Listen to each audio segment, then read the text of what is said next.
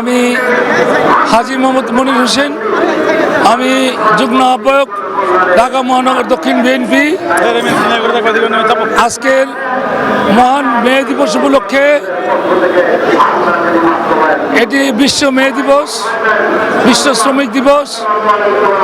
এই দিবসের বহুকাল আগে 1886 সনে আমেরিকার শিকাগো নগরীতে শ্রমিকরা তাদের ন্যায্য দাবির আদায়ের লক্ষ্যে তারা বিক্ষোভ করেছিল।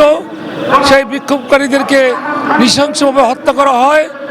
তখন সারা আমেরিকায় এই শ্রমিকদের পক্ষে দেশের জনগণ, সাধারণ মানুষ রাস্তায় নেমে পড়ে রাষ্ট্রযন্ত্রকে অচল করে দিয়েছিল। তখন আমেরিকান সরকার এই শ্রমিকদের দাবি মেনে নিয়েছিল। তখন থেকেই এই বিশ্ব শ্রমিক দিবস আমরা পালন করে যাচ্ছি।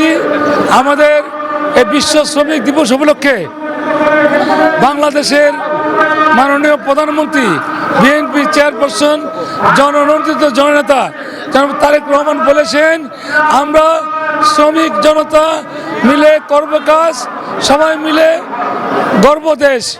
আমরা শ্রমিকদেরকে উপযুক্ত মূল্যায়ন করে এই বাংলাদেশকে আমাদের প্রধানমন্ত্রীর যে স্বপ্ন এবং প্রয়াত শহীদ প্রেসিডেন্ট জিয়াউর রহমানের যে আধুনিক বাংলাদেশ গড়ার যে স্বপ্ন, সেই স্বপ্ন আমরা এদেশের ছাত্র জনতা, শ্রমিক, মেহনতি মানুষ, কৃষক সবাইকে নিয়ে একটি আধুনিক বাংলাদেশ গড়ে তুলব।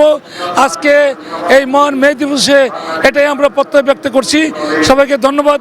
আসসালামু আলাইকুম।